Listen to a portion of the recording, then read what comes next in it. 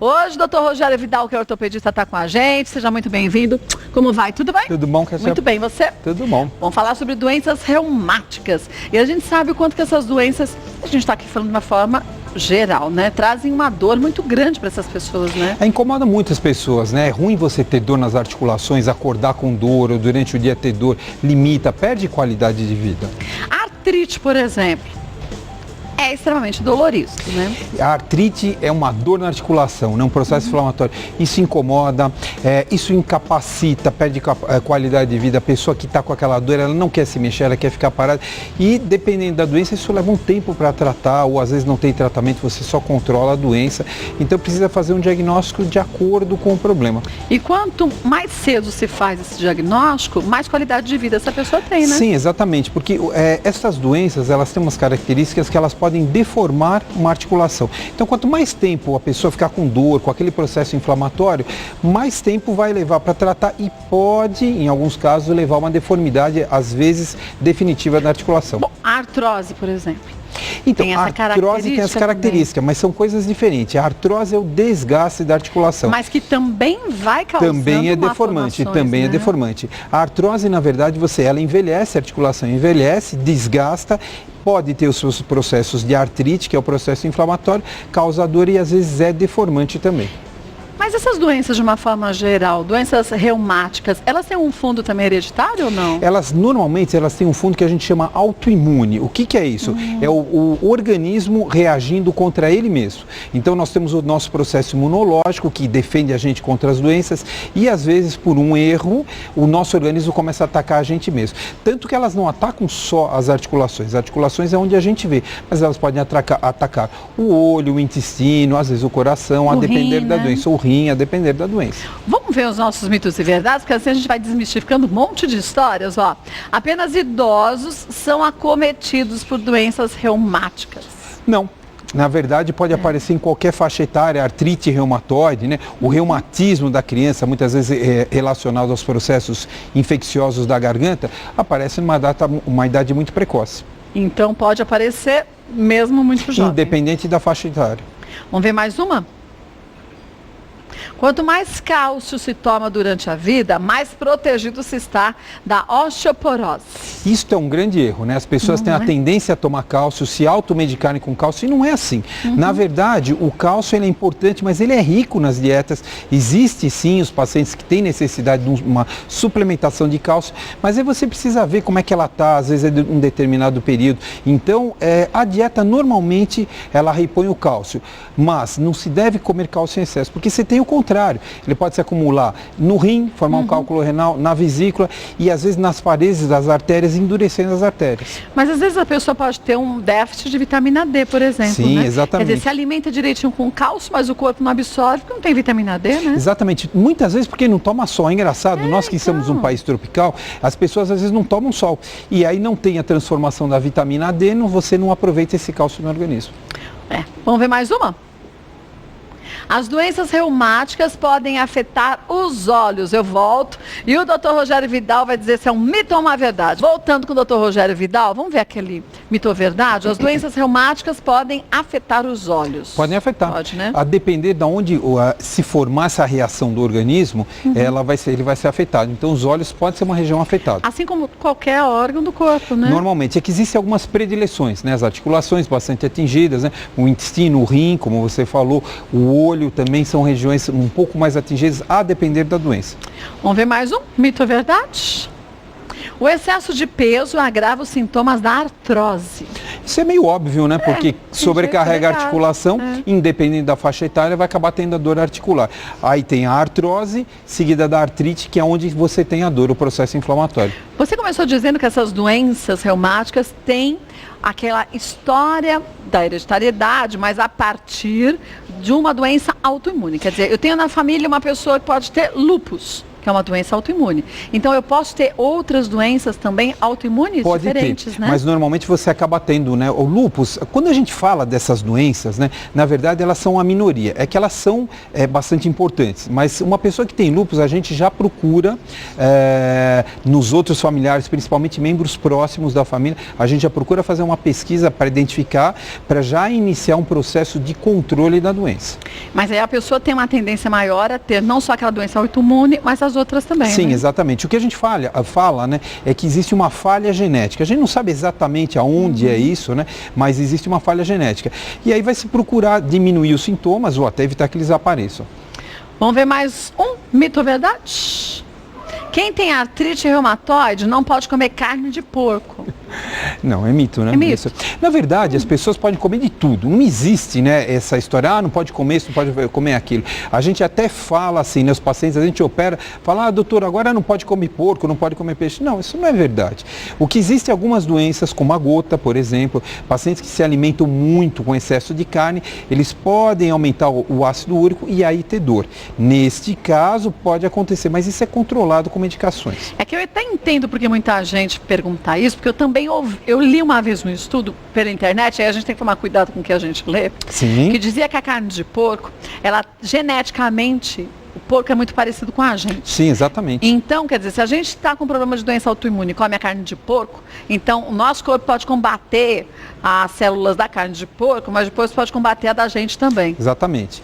Mas, na verdade, não existe um grande problema. Isso, não, né? não existe, né? O que a gente vê é isso, o paciente que tem a gota, em especial, pode estar relacionado. Mas isso a gente não vê. Carne de porco é muito saudável. Na verdade, é uma carne mais saudável até do que a própria carne de vaca que a gente come. O que conta é a hereditariedade, Exatamente, a genética, exatamente. né? Cada pessoa, né, tem um fator predisponente. Então você vê as pessoas que têm pressão alta, diabetes, Sim. miopia. A gente então, tem algo vulnerável, exatamente. né? O que eu falo é que é uma falha genética. Todo mundo tem a sua. E aí ela vai se manifestar naquele local. Mas o bom é quando a gente descobre qual é a nossa falha genética, antes que a doença já tenha causado algum problema Exatamente. sério e irreversível, né? Exatamente. Esta é a ideia da medicina de prevenção. Por isso que a gente tanto bate nessa história de fazer a prevenção. Sim, muito importante. Sabe que tem alguém na família que tem artrite, tem artrose, tem lúpus, vai atrás de saber se você Exatamente, também é interessante tem essa procurar, hereditariedade, para a né? gente inclusive poder ver qual é o parentesco, se é um parentesco próximo ou não, para ver se existe ou se não existe. Se não existe, ótimo, melhor. Se existir, paciência, nós vamos minimizar os sintomas. Que é o que a gente pode fazer, né? Vamos ver mais um?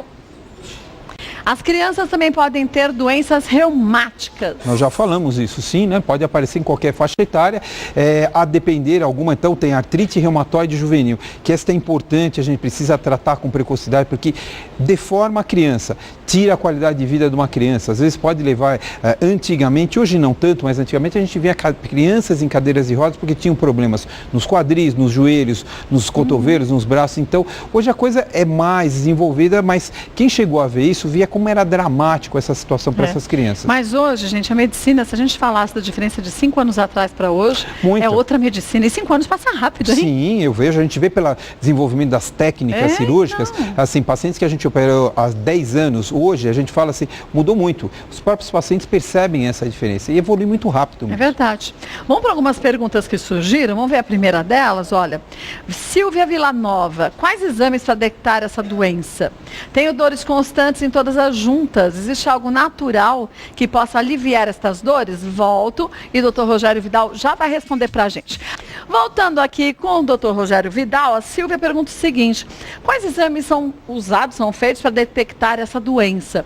Tenho dores constantes em todas as juntas. Existe algo natural que possa aliviar essas dores? A resposta é aquela que a gente fala assim, procure um médico. Gente. Não tem exame, né? Não tem jeito não, cada assim que você doença tem uma faça um característica. exame que mostre tudo, né? Não, cada doença tem uma característica. Então o médico vai examinar, vai ver, vai pedir alguns exames, sim, né? Tem algumas coisas básicas e a partir daí a gente vai fazer. Então existe uma gama, uma variedade de doenças muito grandes que dão dor. Até o estresse, por exemplo, a fibromialgia é uma dessas doenças que a gente não consegue nem detectar direito a causa, mas precisa ser avaliado pelo médico e aí a gente vai tratar. Agora, é importante lembrar, gente, que algo natural é sempre complicado da gente falar. Precisa tomar muito cuidado com as coisas naturais, né? Porque tem muita coisa que é natural e que faz mal. Sim, que é veneno. Sim, exatamente. Sem veneno, que é natural. Exatamente. Você vai lá, você extrai da planta. Não é? Ou do bichinho. Então não é porque é da planta, é do bichinho, que faz bem para a saúde da gente.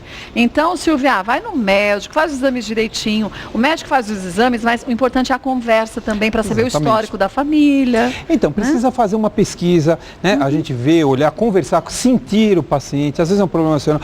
A falta de sono dá dor no paciente. Então, às vezes ela não tem doença nenhuma, simplesmente ela tem insônia. Aí você vai descobrir a causa da insônia, vai tratar e vai resolver os problemas. Pode ser uma coisa mais grave, um reumatismo, mas assim, precisa passar no médico para a gente poder identificar qual é o problema e tratar. Um beijo para você, viu, Silvia? Vamos ver mais uma? Meu pai tem 70 anos e sente muitas dores na planta dos pés. Foi diagnosticado com reumatismo. Pode ser isso, a dor intensa nos pés? Pergunta a Cleide. Pode. Também não pode? Reumatismo? Pode dar em tudo, né? Pode dar em toda a articulação, mas pode ser, mas não pode ser. Pode ser excesso de peso. Pode ser tanta coisa, né? Pode ser vascular. Então, também precisa passar no médico, né? E precisa ver o que acontece. Várias as causas. Esse é o problema da automedicação. A história, né? Hoje, com o advento da internet, é muito fácil ir lá e pesquisar. Só que assim, o médico estuda, vê, se especializa para poder tratar. Não é você ir lá dar uma olhada em meia hora numa página da internet que você já sabe tudo. Não é assim. Nem os médicos sabem tudo.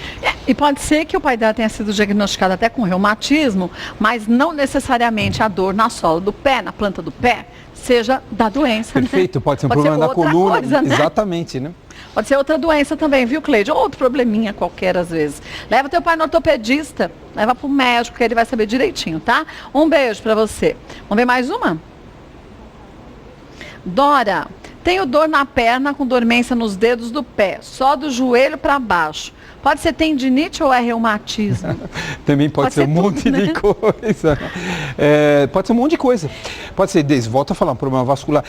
No consultório a gente se atenta, né, por causa de fazer mais a área da coluna, ortopedia mais relacionada à coluna. Então a gente vai se atentar a problemas na coluna. Mas não é só isso. Então a gente sempre se preocupa, problemas na coluna e problemas vasculares, primeira coisa. E a partir daí vai se investigar, vai ver o paciente, o jeito, a forma de pisar. Às vezes é uma solução tão simples, mas não pode ser uma consulta rápida. Precisa ir lá, avaliar, tem que se pesquisar. Agora, gente, o que a gente não pode esquecer é quando se fala em dor, é algo muito pessoal. Também. Eu não sinto dor com facilidade, eu tenho uma resistência à dor, o que é terrível, porque quando eu sinto alguma dor, a situação já pode estar pior do que devia, então a gente tem que ficar atento. Então, dor, muitas vezes, é um sinal de tanta coisa, que você pode estar sobrecarregando, pode estar com excesso de peso, no caso dela, que com dormência nos dedos, como você falou, vascular, é tanta coisa, A né? dor é o sinal de alerta, né? Significa, é o seu alarme, significa que tem alguma coisa errada. O que a gente não sabe, até pode ser problema no alarme, mas precisa ser pesquisado. Então vai para o médico, viu, Dora? Vai no ortopedista, falar direitinho. Quer saber? Foi no ortopedista. Você fala, eu não, sabe, não sei, não gostei. Vai no outro. Vai no outro médico. Você fala para o médico, olha, doutor, eu vou ouvir uma segunda opinião. Isso não é problema. O médico isso não acha ruim. Não, muito pelo contrário. A gente gosta do paciente. O paciente se sente bem quando ele tem uma segunda opinião. E que às vezes você tem 3, 4 opiniões diferentes. Ela vai ter que escolher o médico que melhor lhe agradou. Também tem isso. Existe aquela empatia, aquela relação médico-paciente, paciente-médico. Isso é primordial Exatamente, também, né? Que às vezes você não se dá bem. A gente vê com vários profissionais que a gente trabalha e a gente vê com os próprios pacientes. Tem pacientes que a gente se dá melhor, outros piores, e tem pacientes que não existe relacionamento. Então, sabe, precisa procurar, precisa ver uma segunda opinião. Está em dúvida? Vai procurar um direito do paciente. Sim. E, gente, não tenha medo e vergonha disso, não. Vou ter vergonha de falar isso para o médico. Vai, é da tua saúde que a gente está cuidando. Exatamente. E não é porque é médico que acerta sempre. Não, é verdade? Claro que não. Nós erramos. Pois é. Nós somos Como humanos. Todos, né? Então. Apesar de muitas pessoas acharem que a gente não pode errar, mas infelizmente não tem como, não existe. Quem que nunca erra? Não tem como. Vamos ver mais uma? Um beijo, Dora.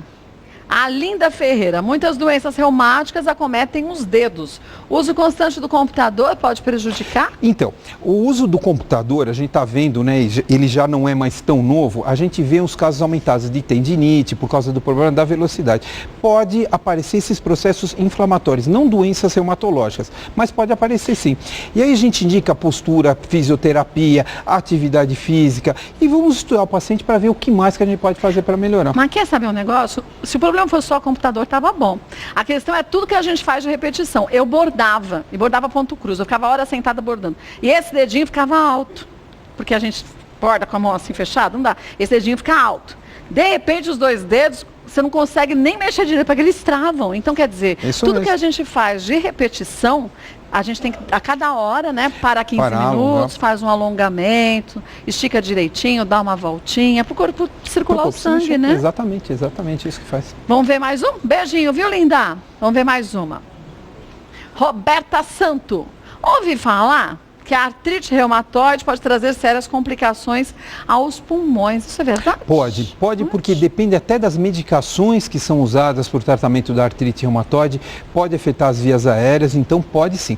É que como existe uma doença autoimune, e as doenças autoimunes também estão relacionadas com rinite, a bronquite, então pode também estar relacionado com esse tipo de processo. Que normalmente você vê a rinite, a bronquite, né, que a broncoalveolite que a gente vê, também é um processo imune. E também pode estar relacionado com artrite reumatoide ou dores nas articulações, não necessariamente artrite. Então é um conjunto, né, que é o que nós chamamos de síndrome. Então são vários sintomas, né, numa mesma doença. Por isso você tem que buscar um médico que faça seu diagnóstico. Exatamente. Não adianta você falar assim, minha mãe tem, então ela começou com essas dores, eu tenho a mesma coisa. Pode ser que pelo menos a dor pareça ser igual, mas o problema pode ser outro, né? Pode não ser. Então busque a ajuda de um médico, isso vai ser, com certeza, muito mais bem assistido e melhor do que isso. Vai ter um diagnóstico correto e siga direitinho a orientação do seu médico, isso é primordial. Vou passar os contatos do Dr. Rogério Vidal, ele que é ortopedista, acessa o site, tem umas matérias bem legais e os contatos dele todos você pega lá, rogeriovidal.com.br, www.rogeriovidal.com.br. Obrigada, se a gente não se vê até o final do ano, a você também, muita paz, muita saúde. Obrigado. Viu? Obrigada. Tchau, tchau. Até.